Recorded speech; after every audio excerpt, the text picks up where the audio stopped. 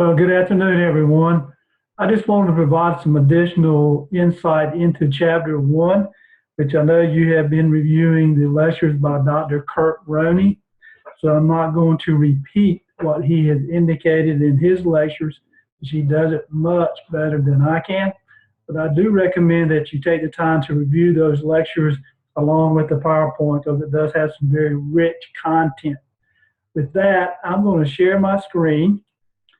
And we're going to focus on Chapter 1 in its PowerPoints just to enlighten you this concept of strategy.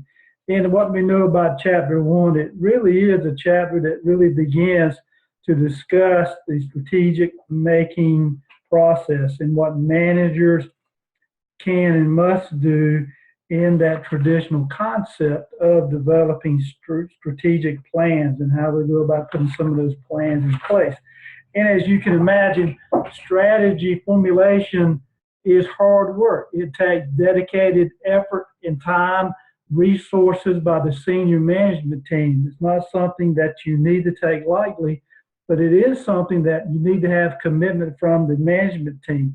And those companies who do formal planning well, they tend to outperform their competition, and they also seem to make better strategic decisions in the long run. And it really is about doing it in the long run to maintain and sustain their competitive advantage or develop competitive advantages to ensure that they remain profitable for their organizations. And as you know, as you read Chapter 1, Walmart case is going to be running through this entire book. And it is a very interesting case, as Walmart really are the leaders when it came to the strategy and strategy implementation and how they went about using product tracking systems, using barcode technology to adjust its inventory, developing their distribution centers, their own brand.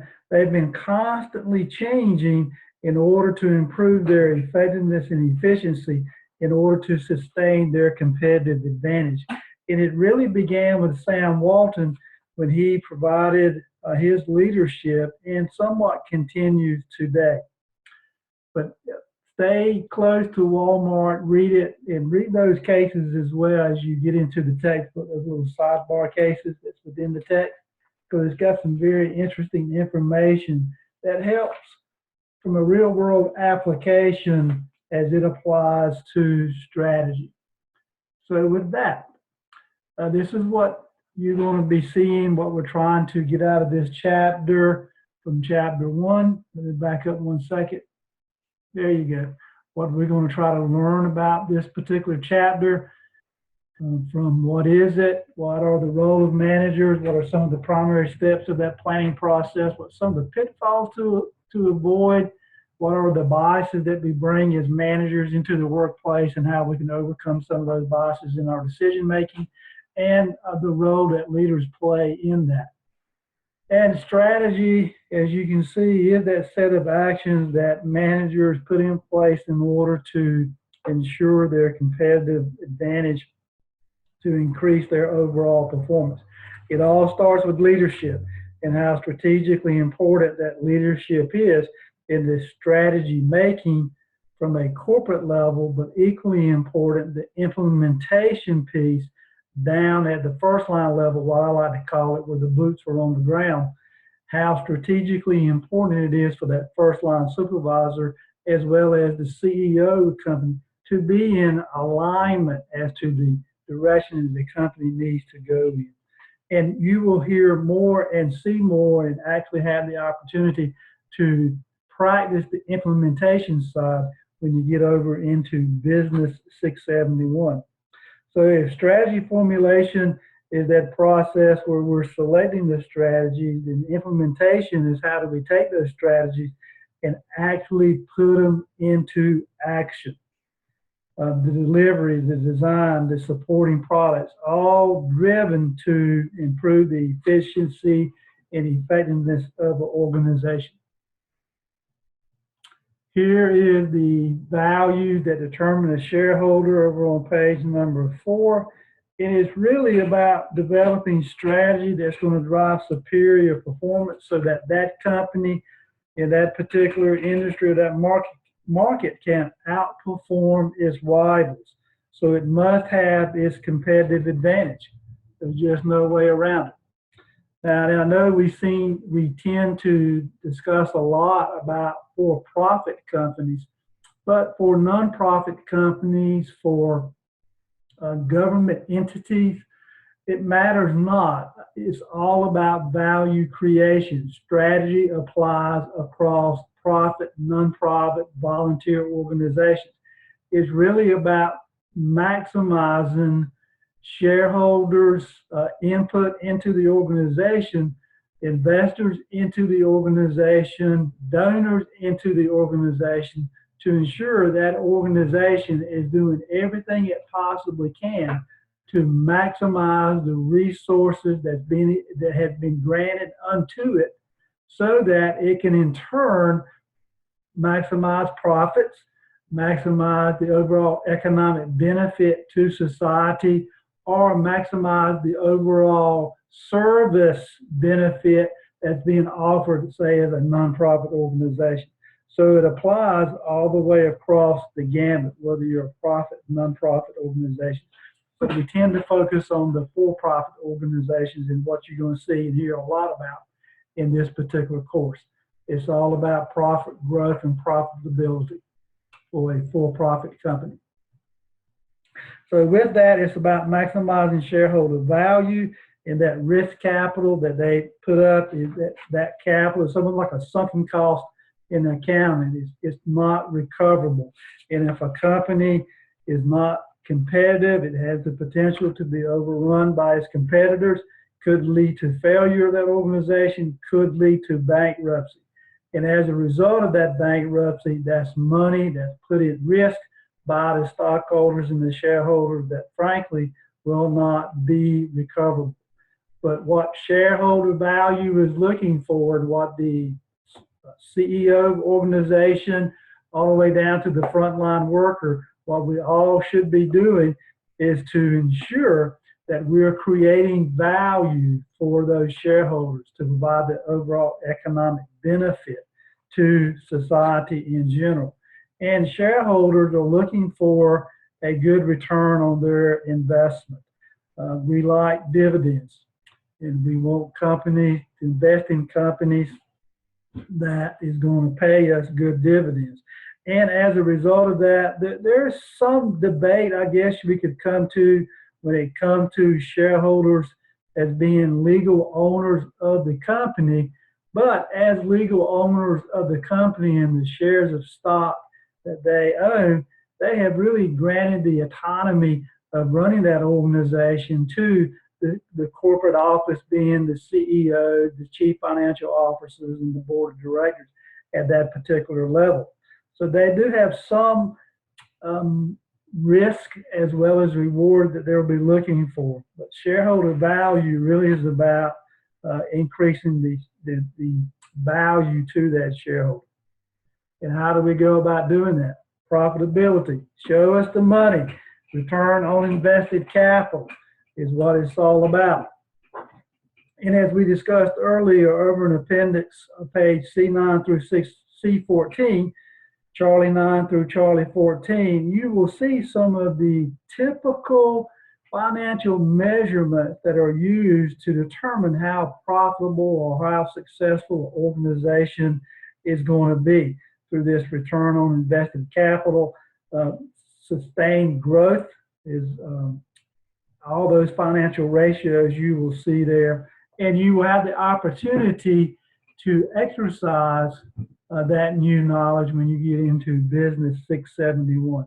So understanding some of those key terms over on page C9, C14 in the appendix in the back of our book would be time well spent. And we talk about profit growth, it means just that, increased net profit over time. And typically a measurement, if you do it on a yearly basis, you're looking at the beginning of the year profit and you're comparing that to the end of the year profit. And together, profit growth and profitability are two measures that are being used are our principal drivers of shareholder value. It is really about boosting profitability and growing profits over time. And one of the roles that managers have to play in that is to formulate and to implement strategies that's going to give their company, their organization, that competitive advantage over their rivals. And it's really about sustained growth, not just a once per quarter, but a sustained growth that is sustainable over a period of time. And it's usually over a period of time measured in years, not just in weeks or 1 or 2 quarters. But it's really about creating shareholder value for the shareholders. And that competitive advantage really is about how well that organization performs from a profit standpoint, that it really outperforms its rivals. What gives it, what competencies that particular organization has that gives it its advantage, its competitive advantage over its rivals, so that the average profitability and profit growth you're seeing from year to year. And again, it's usually over a period of years and not just in months or quarters. How do they go about doing that? One way is they create a business model, which is how those strategies that company is going to pursue in order to maintain and achieve superior profitability and profit growth. And you're looking for the above average profit growth, above the industry average, so that you can increase your market, is what it's all about. Oh, what happened? Okay, there it is. And it's really about creating value for its customers in the goods and services that's being offered to its customer base. Here's an example of one return on invested capital through a selected industries, and you can see we're comparing air transport, computer, software, drug, and hotel, gaming, and retail industries. This is over on page number 9 in your textbook. Excuse me, page number 8. I'm sorry, page number 8. And this is the type of information that you're going to be looking at for that company, that publicly traded company that you are going to be researching in Business 671 when you're looking at your economics and financial data for that particular company as it relates to this industry segment, its competitors, and you'll be doing something very, very similar to what you see in this slide here. But as you look at that, it's really about increasing it over time, sustainability over a period of time, with the rate of return on the y-axis and the time frame on the x-axis. Strategic management, it boils down to strategic managers. This particular slide is over these levels of strategic management, page 9, figure 1.4. It really talks about the different levels of management, managers, and what they are responsible to do in that particular function as it relates to strategy and strategy implementation. I'll leave that for your reading enjoyment. Here's an example of the different levels of strategic management, pretty straightforward as we look at that. And this is not all inclusive to every organization. Some organizations could be divided by, as this one here indicates, by business level, functional level, could be by geographic region, could also be by specific product. So this is just an example of one company, not all inclusive model to all companies that is out there. So the corporate level managers really consist of the upper echelon of the organization, those senior executives and corporate staff. These are the folks that I call that set in what is called the ivory tower. They're the ones who's making the long-term strategic plans, who may not fully understand everything that's going on at the where the boots are on the ground, but yet they should be familiar enough with it as they're allocating resources and providing that leadership to the overall business organization. Business level managers is the next level managers, which may be looking at the product or services for a particular market, finance, purchasing, distribution, etc. And they're usually taking those general statements they've created by the corporate level strategy and making those into a business level type strategy.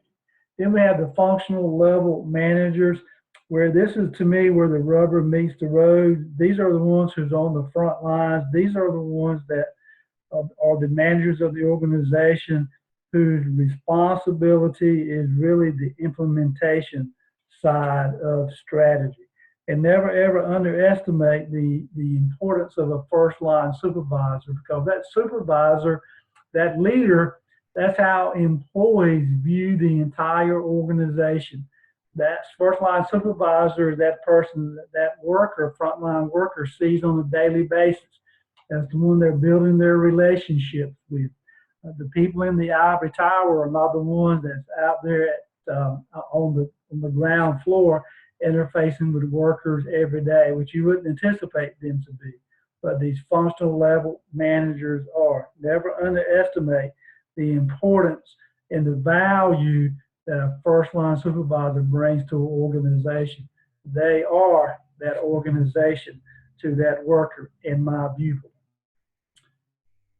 So what are some of the steps over on page number 11? There's 5 main steps in strategic planning process: selecting the corporate mission, values, and corporate goals, analyzing the external competitive environment to identify opportunities and threats, kind of like a SWOT, analyzing the internal operating environment to identify specifically what that organization does well or not do well, its strengths and weaknesses, another SWOT. Select strategies then that build on their organization's strengths and weaknesses in order to take advantage of those external opportunities and to counter those external threats so that the overall mission and goals of the organization can be achieved.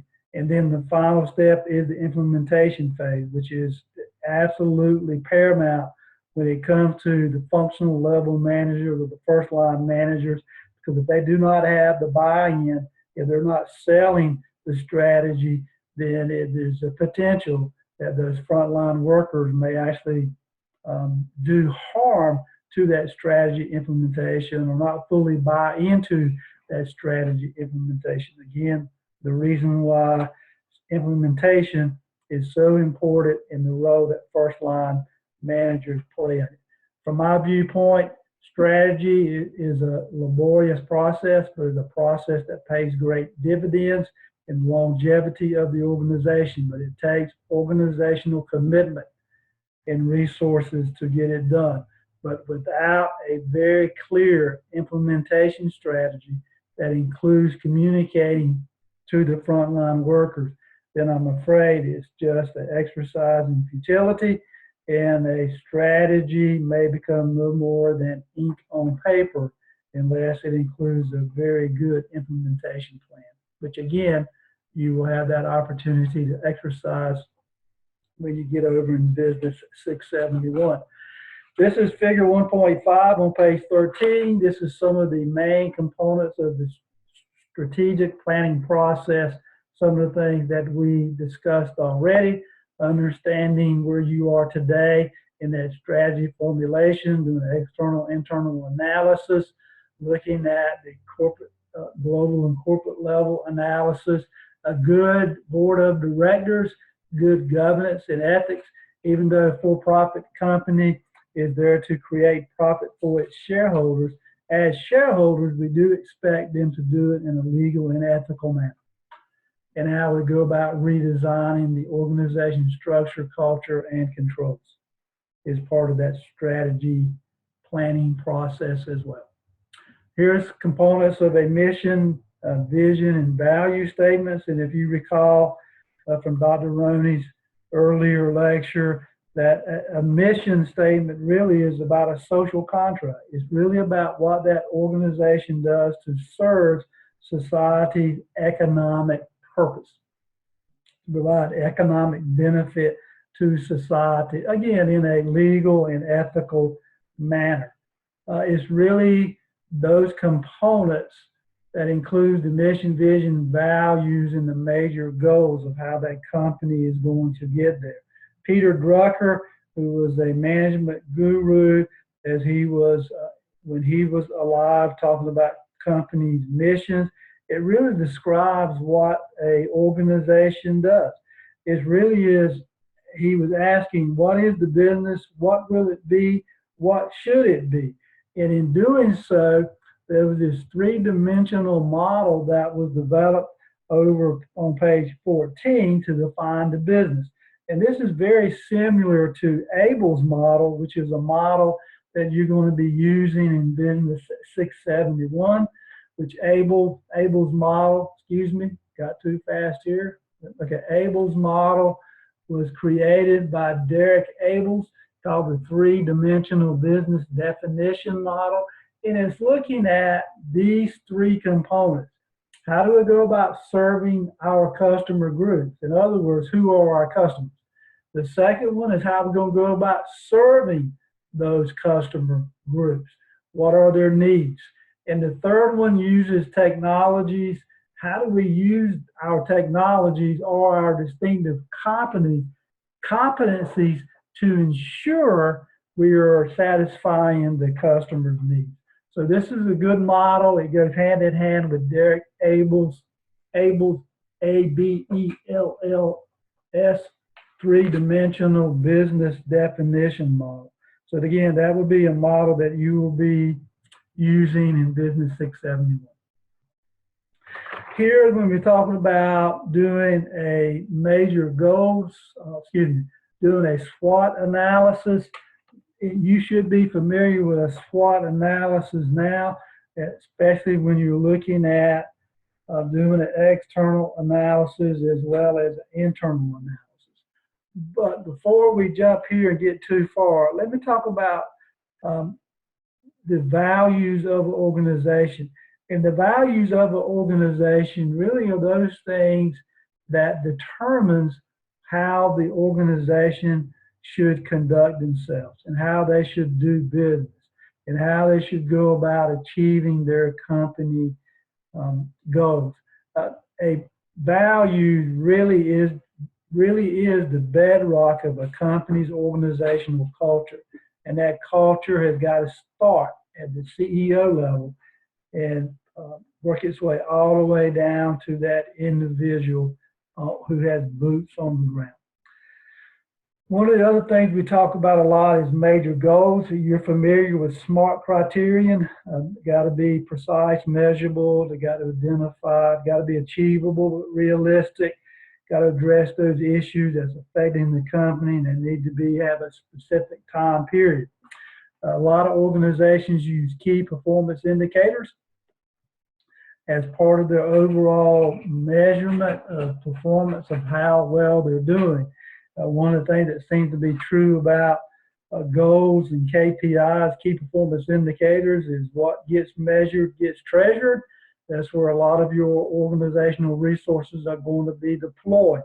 So they're going to be, definitely want to use SMART criteria in developing those goals.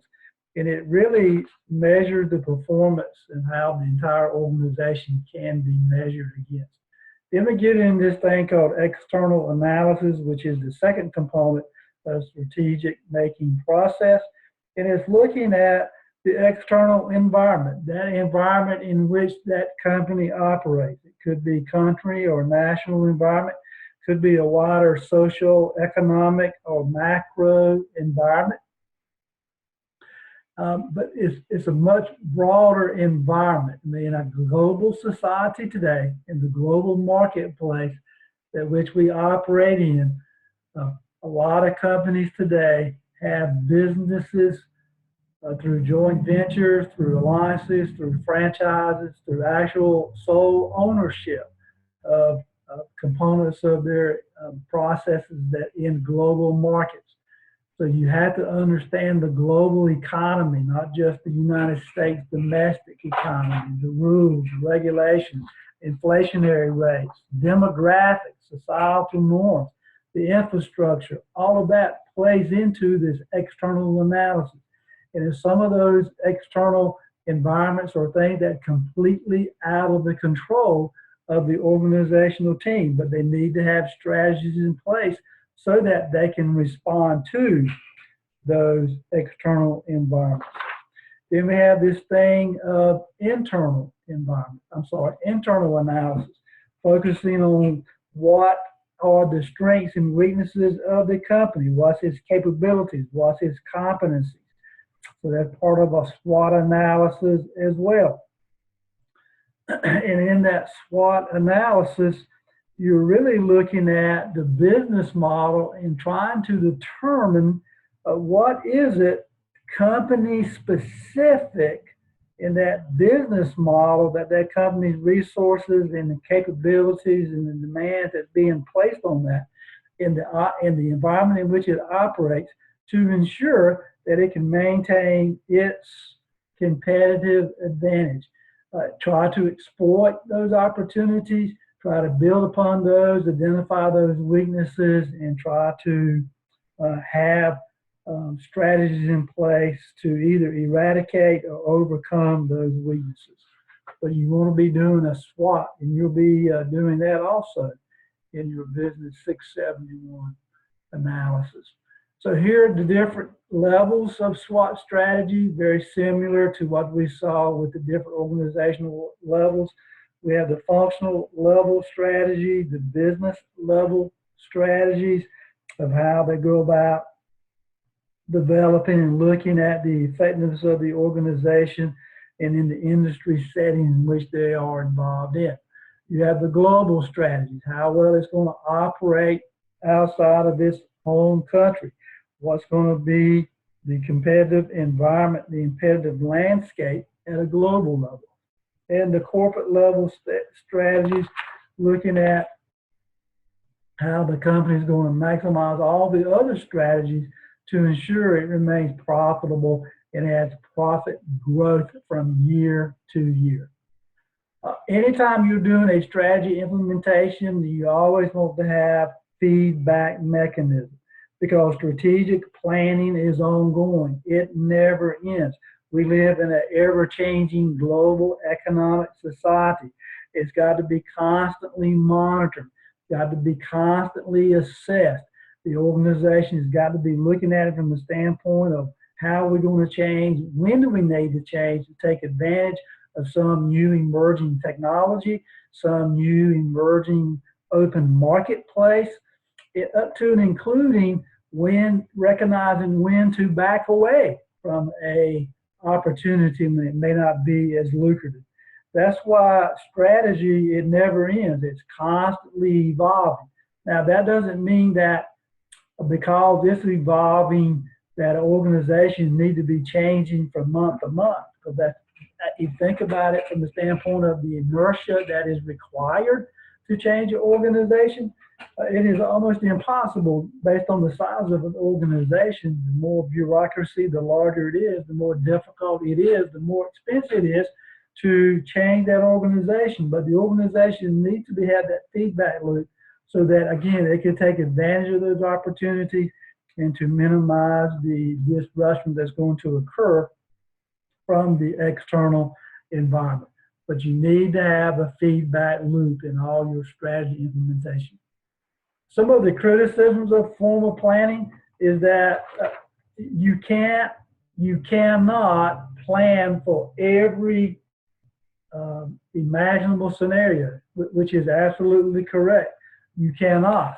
But that does not mean, in the unpredictability of the world in which we live in, that we should not have a strategy that employs from top management all the way down to the lower levels of the organization. It's really about, because of the uncertainty and the complexity environment in which we live in, some events could have major implications to any organizations, and what you thought was good strategy today could be completely useless tomorrow. If you remember back from 2011, if I remember correctly, Fukushima nuclear power plant comes to mind when they had this the tsunami, which impacted the global nuclear commercial generation capabilities. And every power plant in the world had to go back and relook at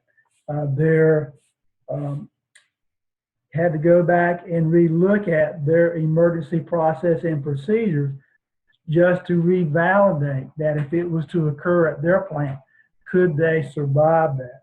That's one of those uncontrolled circumstances in the environment, external environment, that could make your strategy, what you think today, being a good strategy, absolutely worthless tomorrow. But you still want to have a good strategy, a good plan in place, because you never know what's going to come.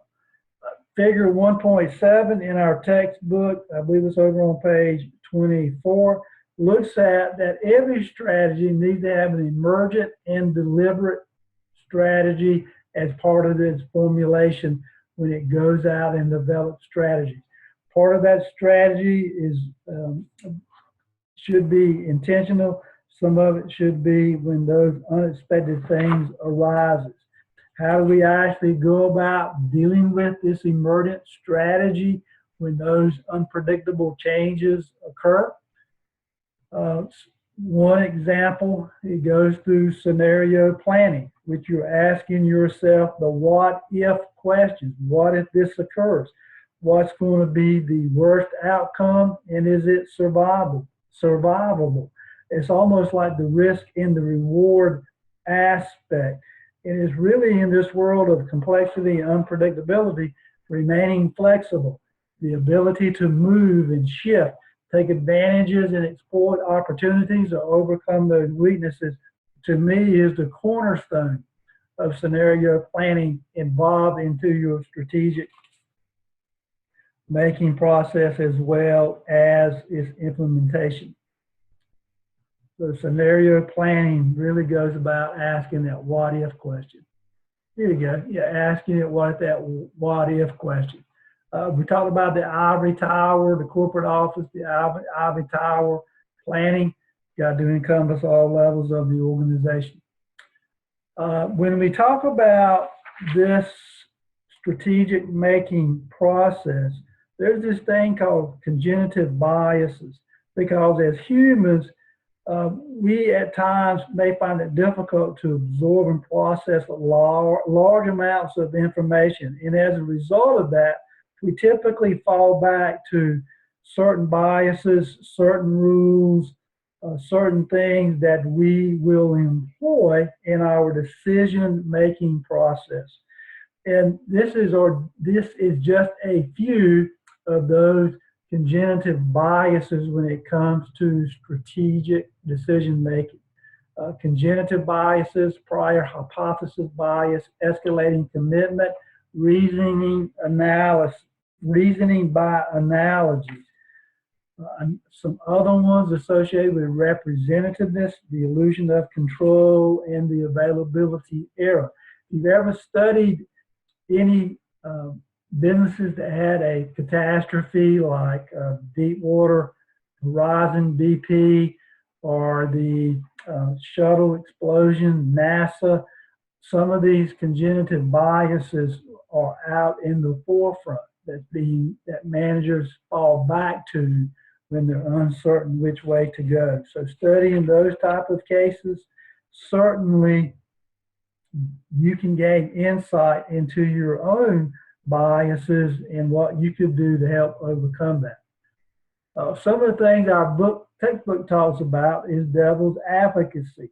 Devil's advocacy is that person that comes into that team environment to really look at that plan and provide that critical analysis of the decisions that is being made. That person or persons who really does not have a vested interest in the outcome per se, but it really is going to challenge the decision-making process, and may even up to and including asking the what if questions. And have you considered if this occurred, is it survivable? Dialectic inquiry is looking at the plan and offering a counter plan to that, which promotes that strategic thinking. Bringing in an outsider, who brings in an outside view, looking at it from past experience compared to what you're doing today, is another way in which to overcome. Another way is to recognize what your biases are, develop your team, your decision-making process, have people on that team who think different than you do. If you have a team that's nothing but people who are yes people, then I'm afraid you're not going to come to a very good decision. You want people on a team, in a team decision-making process, who's going to think different, who's going to challenge, who's going to exercise their voice in those meetings, who's going to ask, why are we doing it this way? There is a better way. What is that better way? Who really challenges the process. When you think about the strategic leadership, we talked about how important leadership is. This is certainly not all-inclusive, but a few of those leadership characteristics. And I'm quite certain that you have seen that there's a lot of other leadership attributes that are equally important, that is needed whenever you're making strategy. So that's really what I wanted to cover in today's lecture with reference to some insights into Chapter 1. You have the PowerPoint for this particular chapter. And again, let me encourage you, please go read and review the PowerPoints that Dr. Roney posted. A lot of your quiz and chapter questions will come directly from those PowerPoints, as well as this PowerPoint and your textbook. Thank you so much.